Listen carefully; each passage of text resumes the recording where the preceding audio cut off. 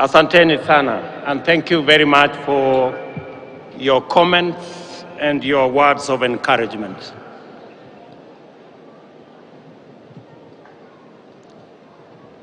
To the people of Kenya, this is a momentous occasion for our country.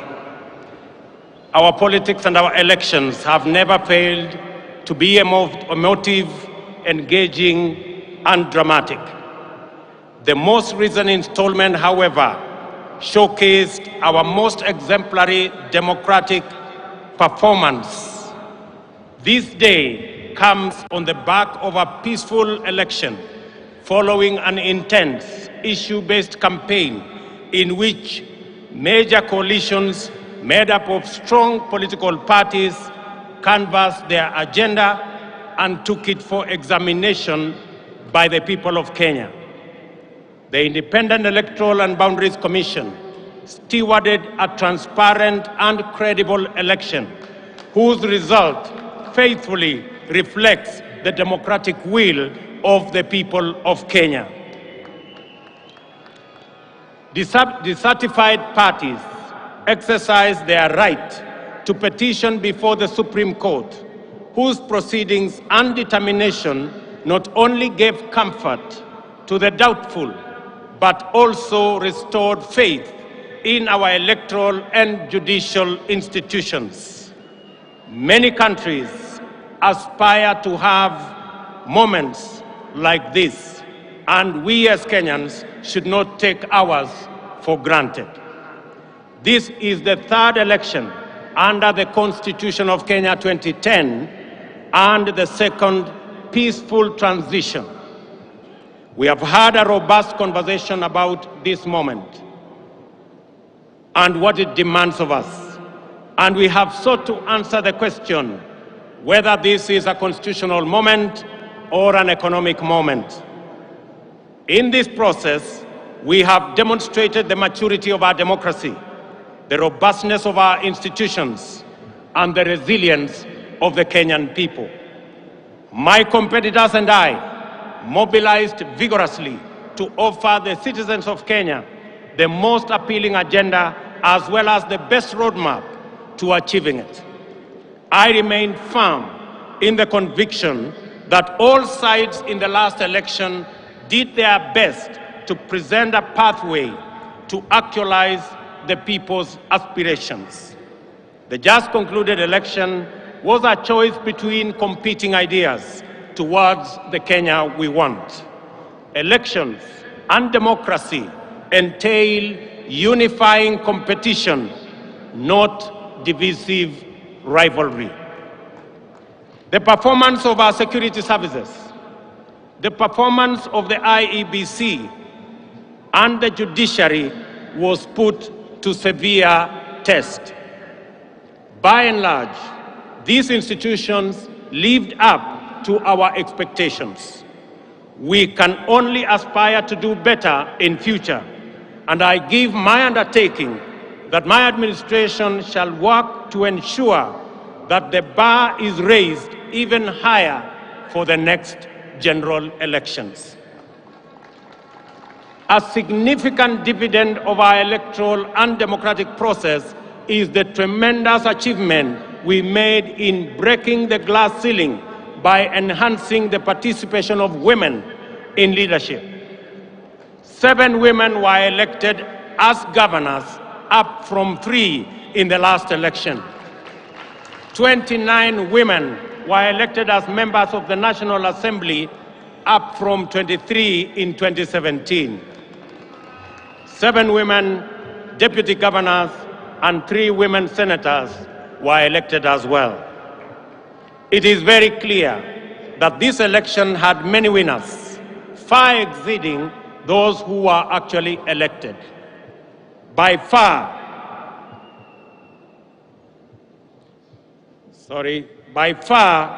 the largest winners of this election is the people of Kenya.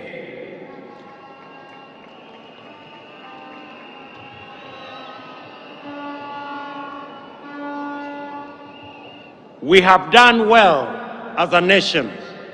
We have blazed the trail in an increasingly challenging environment where democracy is consistently on trial. We have come a long way in our nation's journey to freedom, and going by our most recent performance in these elections, we conclude in confidence that we are almost home.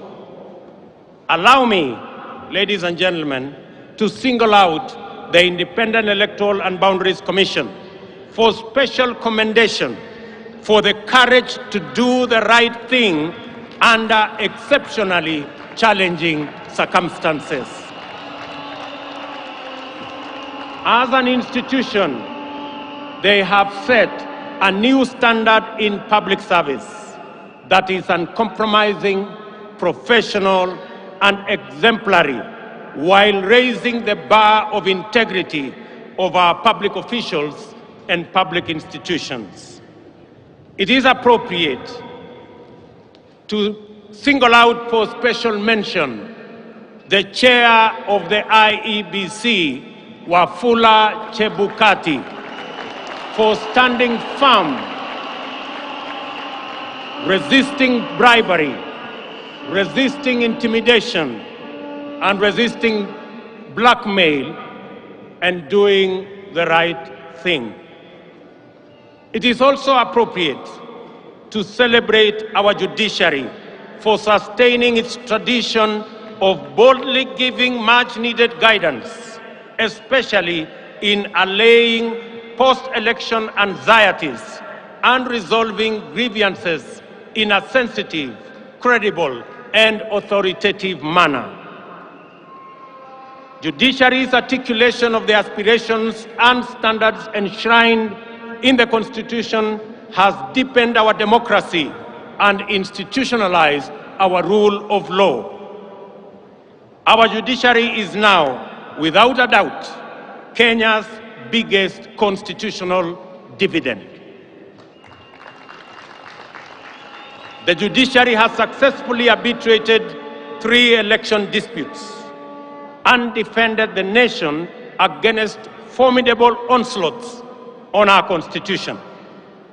Our judiciary has demonstrated transparency in its proceedings and decision-making, thereby consolidating its independence, authority, and legitimacy. I also take this opportunity to say a special word of appreciation to our security services for a commendable job at a critical moment in our nation. Their services and heroic sacrifices they have made beyond the call of duty has kept our nation safe. I am aware that our uniformed services effectively resisted concerted attempts to foment unrest and subvert the will of the people. My special commendation also goes to all our candidates who contested various positions. Their participation enhanced competition and enriched public debate that underpins democratic choice. Special recognition goes to my worthy competitor and friend, the Honorable Raila Amolo Odinga, and his running mate, the Honorable Martha Wangari Karua, and all the other candidates who mounted a vigorous and determined campaign. I assure them that their supporters will be my constituents. I will work with all Kenyans, irrespective of who they voted for.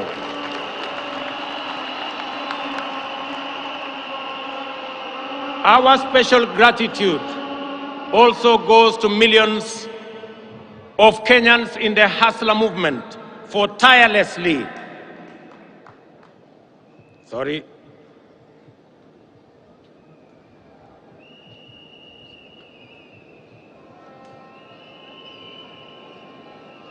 Very good. Very good.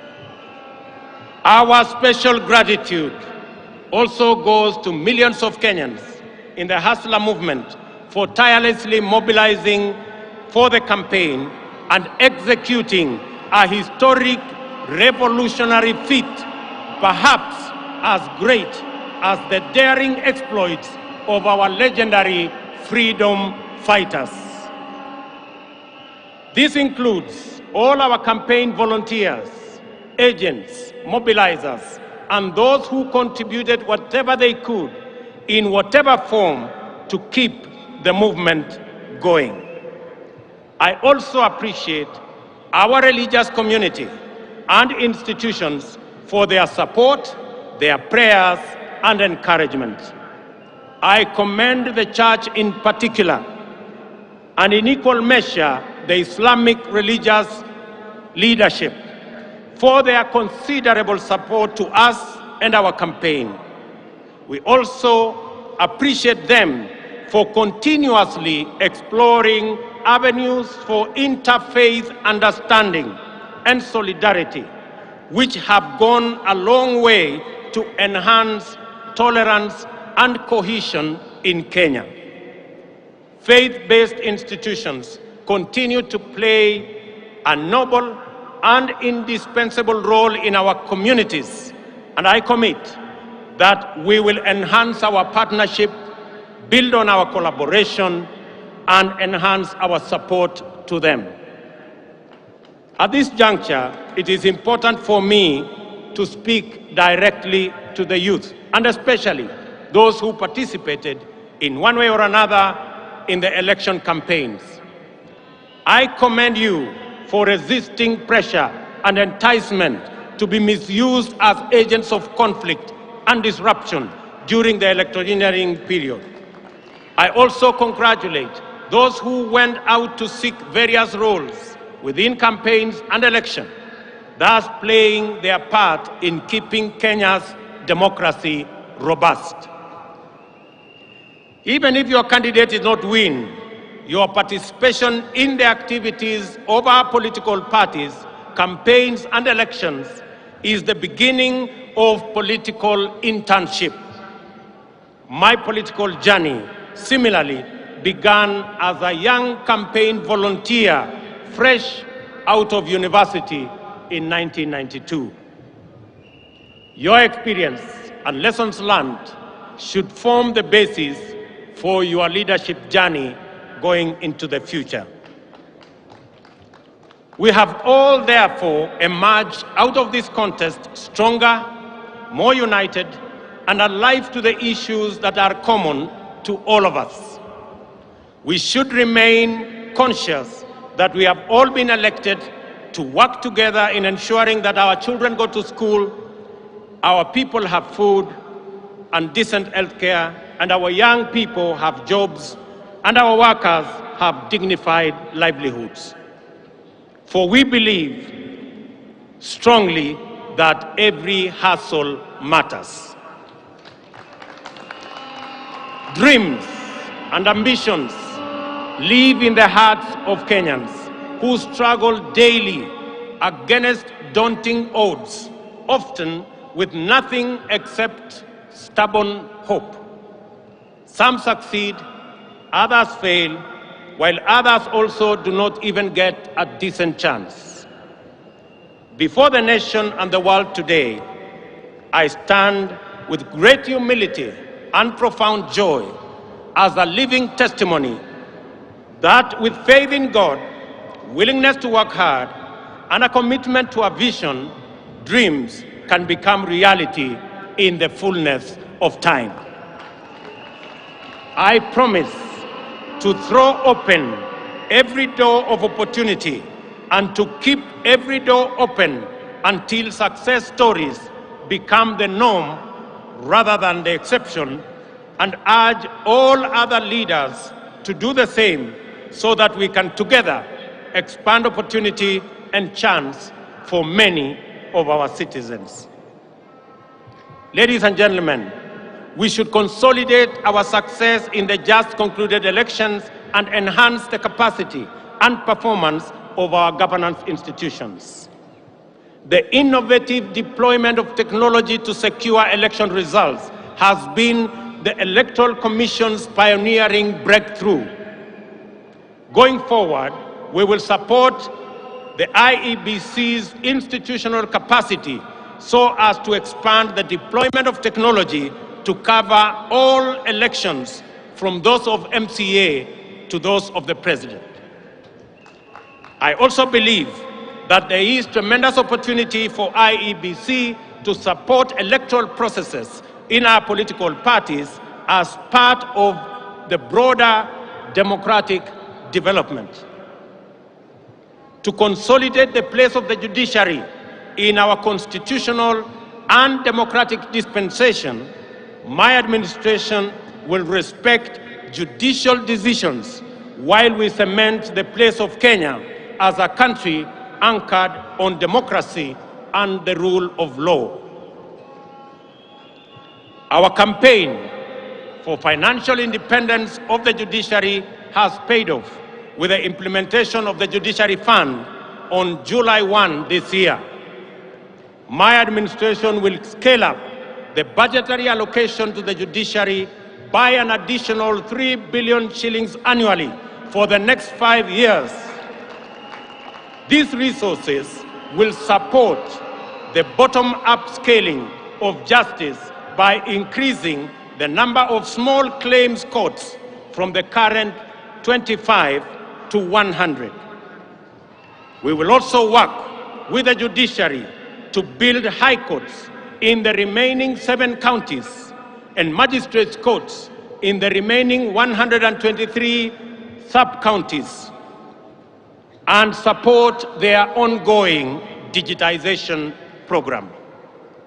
These interventions will empower the judiciary to adjudicate and expeditiously conclude corruption cases, commercial disputes, and all other matters, thereby enhancing access to justice and efficiency in our judiciary.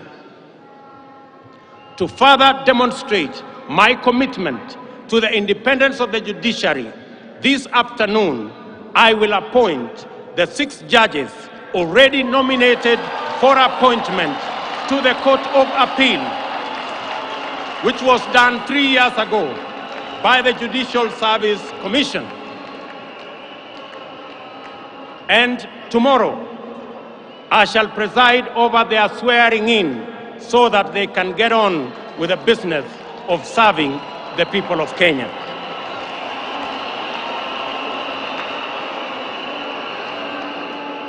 As required by Article 245 of the Constitution, the Inspector General of Police is mandated to exercise independent command over the National Police Service. The service's operational autonomy, however, has been undermined by the continued financial dependence on the office of the President. This situation is going to change. As I address you,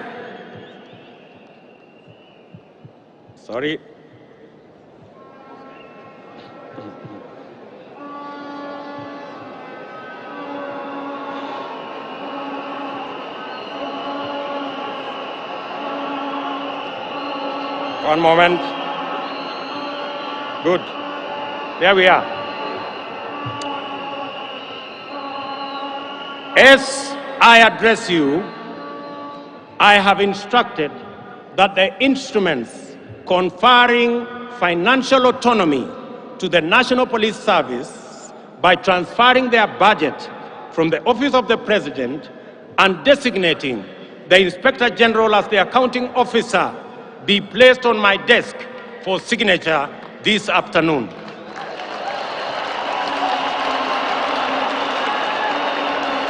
Financial independence of the police will give impetus to the fight against corruption and end the political weaponization of the criminal justice system, an undertaking I made to the people of Kenya. I understand the deep fissures and low morale in the public service. The intimidation that was visited on IEBC commissioners and staff during the election was also meted out on various other agencies and staff in public service. This is now in the past. I assure all public officers that my administration will respect their professional service, and no public servant, even chiefs and their assistants, will be required to run political errands for any political party or formation.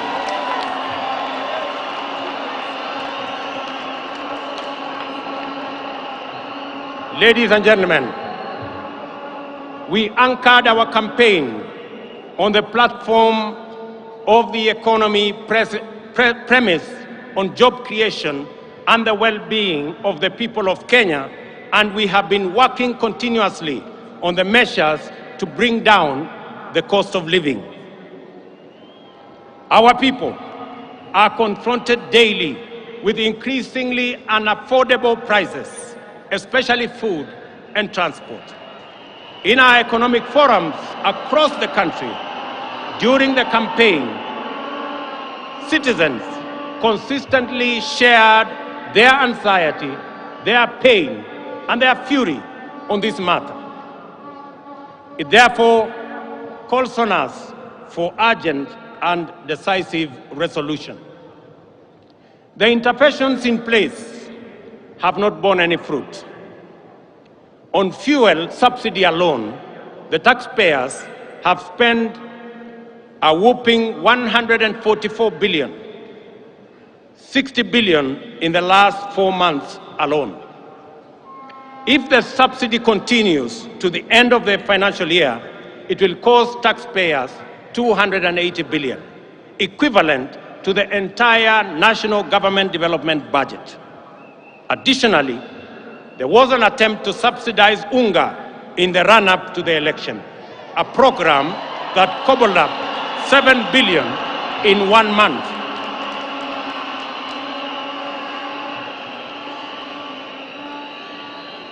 In addition to being very costly, consumption subsidy interventions are prone to abuse.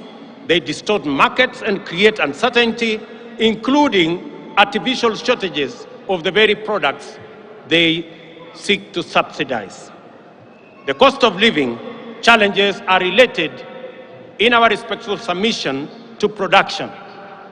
Our strategy to bring down the cost of living is predicated on empowering producers. The forecast for maize harvest this year is below 30 million bags against a normal production of 40 million bags. The main cause of the decline in production is the high cost of farm inputs.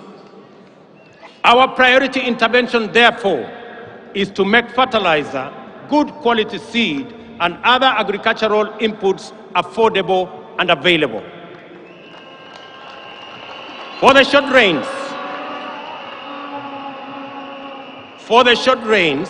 we have already made arrangements to make 1.4 million bags of fertilizer available at Kenya shillings 3,500 for a 50-kilogram bag, down from the current 6,500. This fertilizer will be available from next week. I appeal to county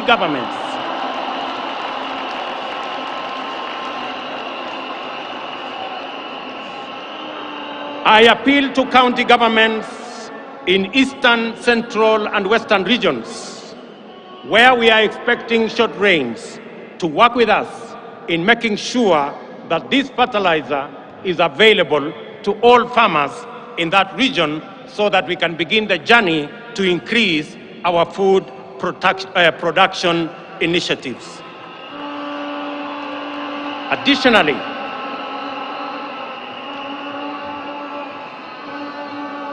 Additionally, to cushion tea farmers, we have made arrangements with KTDA to immediately supply tea farmers with fertilizer at 3,500 shillings, down from Kenya shillings 5,600. This is our initial intervention, We will be doing more in the medium term and in the long term.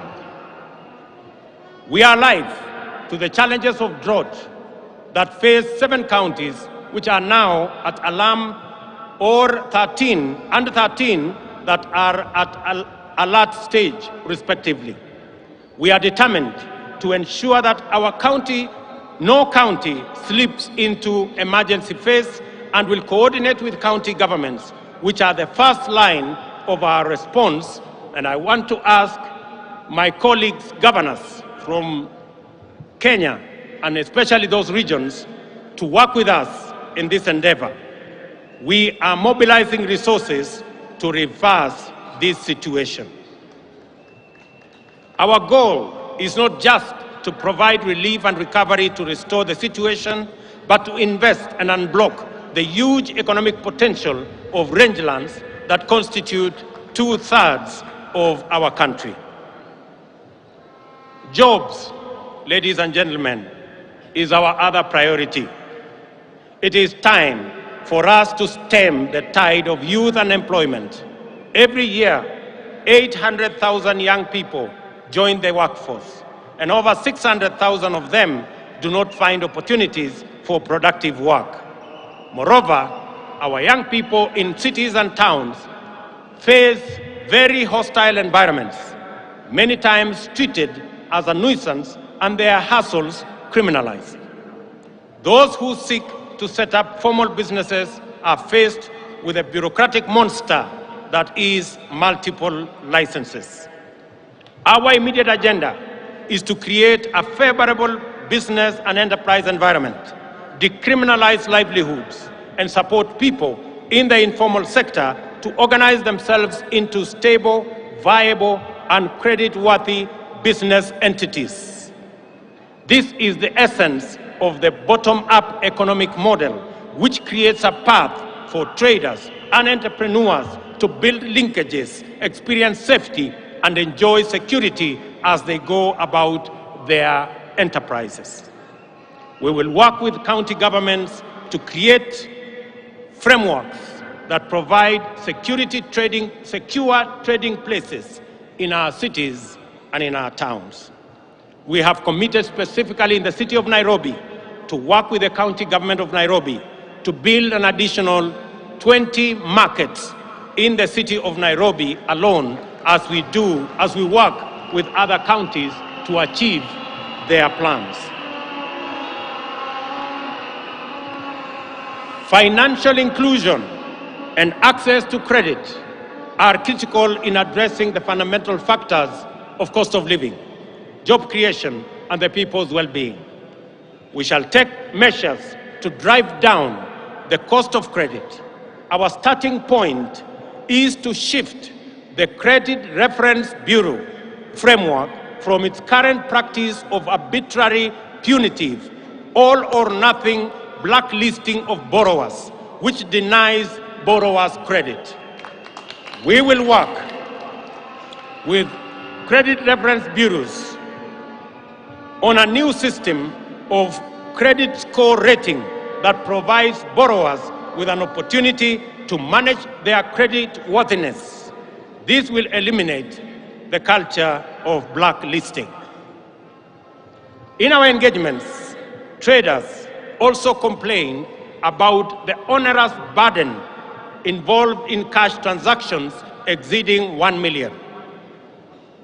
Many have reverted to storing money under their mattresses at great risk, which is clearly not the intention of the anti-money laundering regulations. While we remain fully committed to mitigating this risk, we believe that there is scope to make compliance. Sorry, again.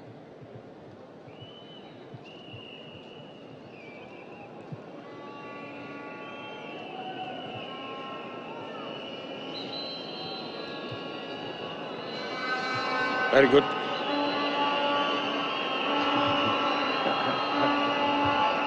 While we remain fully committed to mitigating this risk, we believe there is scope to make compliance less burdensome on genuine business transactions.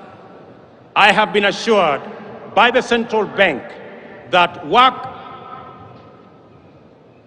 is ongoing on how to ease this burden without compromising the security of our financial system.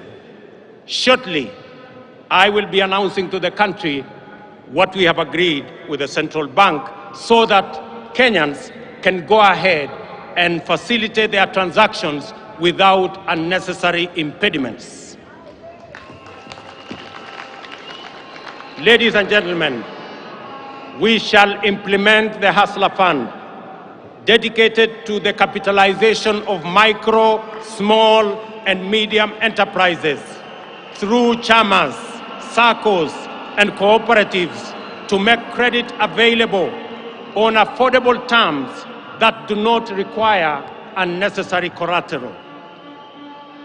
To implement all these interventions, we shall establish a Ministry of Cooperatives and SME Development mandated to ensure that every small business has secure property rights, access to finance, and a supportive regulatory framework.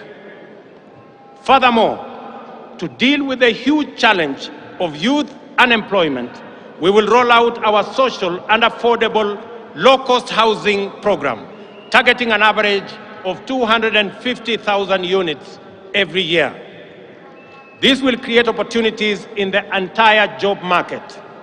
We will engage TVET institutions to provide necessary skills to enable the Jua Kali industry supply standardized products for our housing program. We will leverage on our competitive advantage in the leather and textile industry to roll out our labor-intensive agro-processing industrialization program. This will start in Naivasha Industrial Park and Dongo Kundu Industrial Park. This afternoon, I will be issuing instructions for clearing of goods and other attendant operational issues to revert to the Port of Mombasa, as I made a commitment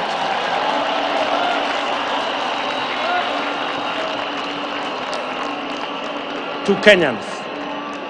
This will restore thousands of jobs in the city of Mombasa. Ladies and gentlemen, we must stabilize our public finances.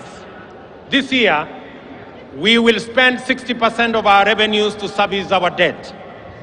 We are faced with Kenya shillings 60 billion in pending bills for goods and services supplied to government.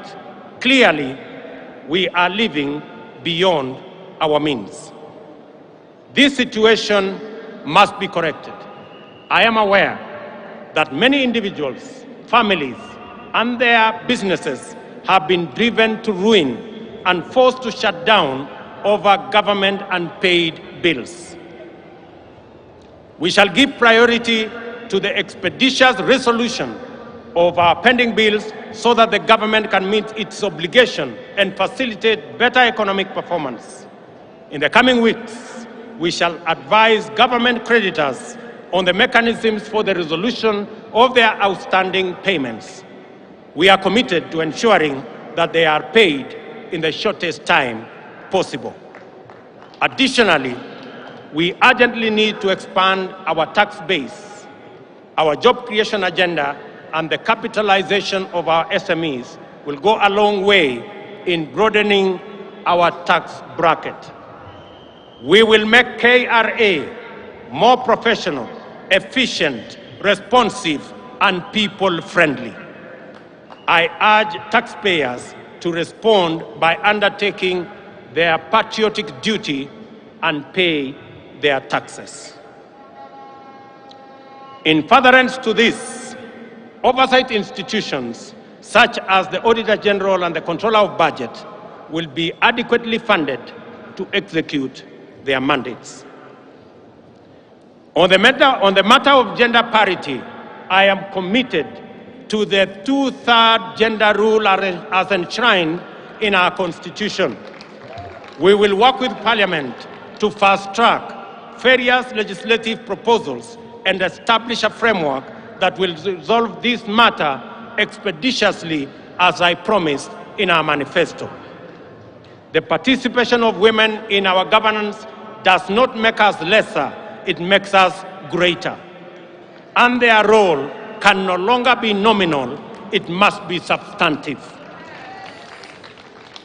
Ladies and gentlemen, our health agenda is premised on fundamental reform in the way health is financed and provided. We shall reform the National Insurance Fund to make it a social health insurance provider, improve procurement of medical supplies, deploy an integrated, state-of-the-art health information system, and most importantly, provide adequate human resources at all levels. Contributions to the National Hospital Insurance Fund will now be graduated and will depend on people's income. There is a robust conversation, ladies and gentlemen, in the country on education, and in particular, the implementation of CBC curriculum. Public participation is critical in this matter. I will establish an education reform task force in the presidency, which will be launched in the coming weeks.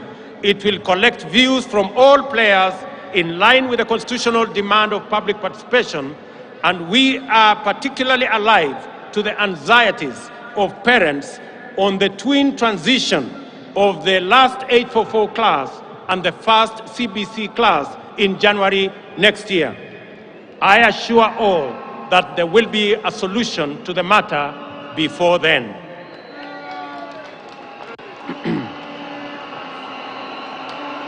We have elevated our diaspora to the 48th county. The complaint has always been that the diaspora does not receive adequate attention and attention they deserve. The focus has been on remittances, while the fundamental rights as citizens have been neglected. To correct this oversight, I pledge to elevate diaspora to a ministry level, strengthen diaspora services in all embassies, work with Parliament to set up a committee that will exclusively deal with diaspora issues, and set up a mechanism for public participation by Kenyans living in diaspora. Equally, I will work closely with the IEBC to expand and enhance diaspora participation in all our elections. Ladies and gentlemen, devolution and sharing of power and resources is not just a national value, but a principle of governance in our Constitution, but it also is the ground jewel of our constitutional dispensation and the proudest achievement of the citizens of the Republic of Kenya. Every part of our country has experienced the positive impact of this invaluable institution, and Kenyans yearn for better performance of all our devolved units. One of the best ways of accelerating national development is through collaboration with county governments. As Deputy President, I witnessed firsthand the tremendous potential of intergovernmental synergy and look forward to scaling up our capacity to harness these bountiful possibilities. Because of this realization, I have no hesitation in accelerating the transfer of outstanding functions to counties together with the attendant resources. To promote budget efficiency and minimize disruptions and delays in devolved service delivery, my administration commits to take necessary measures to secure the timely disbursement of revenues allocated to county governments. The success of devolution depends on sound intergovernmental relations. There is a template which incorporates lessons from successes as well as failures in past engagements, and we stand a stronger chance of making devolution work better. Kenya will continue ladies and gentlemen, to be a dedicated partner to peace, security, and prosperity of East Africa region. We look forward to deepening our integration. We welcome our newest member, the DRC, whose entry now extends our region from the Indian Ocean to the Atlantic. Kenya is fully committed to the implementation of the East African Community Treaty and its protocols of free movement of people, goods, and services. Equally important is our commitment to the full actualization of the Africa Continental Free Trade Area. Ladies and gentlemen, Kenya will continue playing its role in international diplomacy at the bilateral and multilateral levels, appreciating that we are host to major international agencies, including the United Nations. I commit on the peace initiatives in our country, in our region, including both in Ethiopia and in the Great Lakes region. I have asked my elder brother, President Uhuru Kenyatta, who has done commendable engagement with those regions, and he has graciously agreed to continue chairing those discussions on behalf of the people of Kenya. I have committed that the government of Kenya, and myself in particular, will support those initiatives that will be chaired by President Uhuru Kenyatta. And I want to thank you, Your Excellency, for graciously agreeing to support us and to help me in those interventions. Among the central concerns of my government will be climate change. In our country, women and men, young people, farmers, workers, and local communities suffer the consequences of climate emergency. It is not too late to respond. To tackle this threat, we must act urgently to keep global heating levels below the 1.5 Celsius, help those in need, and end addiction to fossil fuels. Africa has the opportunity to lead the world. We have immense potential for renewable energy. Reducing costs of renewable energy technologies make this the most viable energy source.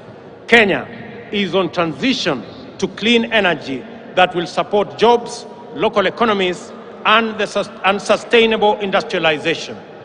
In Kenya, we will lead this endeavor by reaffirming our commitment to transition to 100% clean energy by 2030. We call on all our brothers and sisters in our continent to join us in this journey. As members of the international community, we shall support a successful climate summit in Africa in November by championing delivery of finance and technology needed for Africa to adapt to climate impacts, support those in need, and manage the transition. My administration is ready to work with global partners to fight pandemics and other health emergencies. We are also committed to promoting Kenya's vigilance and efficacy in responding to emerging public health challenges. We stand ready to play our role in the collective effort to keep the public safe. I call upon countries that have developed vaccines to make them available to us. Ladies and gentlemen, my government commits to create a business-friendly environment, eradicate barriers that hamper business development and growth, and make Kenya one of the most compelling and attractive business destinations. We are an open, democratic society founded on freedom and justice. We take pride in receiving visitors and offering them our legendary hospitality. Kenya is a land of immense natural beauty and unforgettable delights.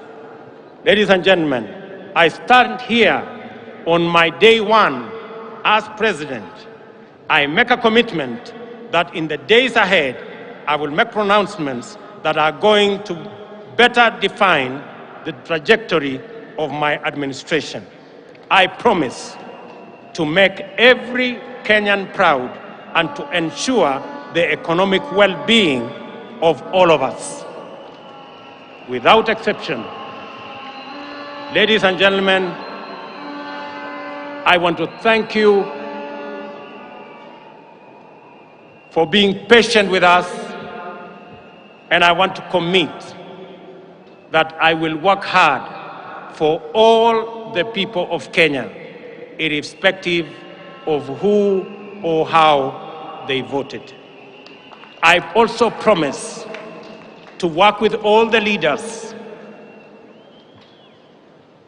young and old, present, retired, and coming, so that we can build one nation and harness every talent, every effort, all energies in driving our republic forward. I make my commitment to all those who have served in government that their place in our nation will be secured. To our friends in our region, in Kenya, you have a reliable partner, and we look forward to building on the success of the leaders who came ahead of us. God bless you. God bless Kenya. May the very good Lord bless all of us. Asanteni sana na Mungu awabariki. Tusimame sote kwa wimbo wa taifa. Niombe tutulie kwa wimbo wa taifa, na baada ya wimbo wa taifa nitaomba sote tubaki tumesketi kwenye dais.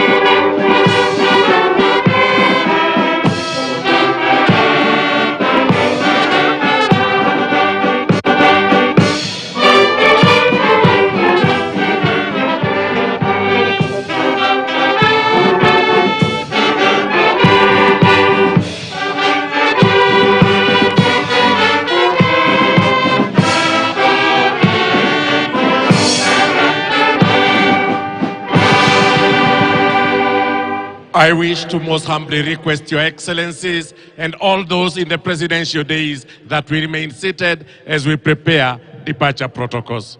Most kindly, we remain seated until we prepare for the departure protocols.